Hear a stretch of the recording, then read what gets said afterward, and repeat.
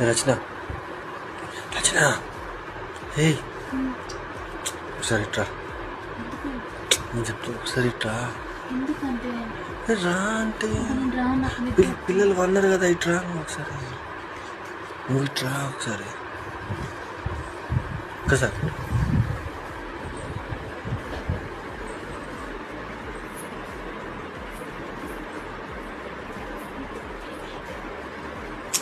ఏం లేదు, carrom board ఆడుకుందామని.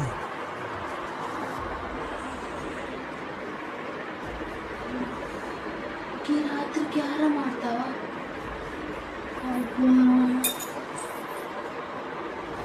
Carom ఆడేందుకు లేపు. అవును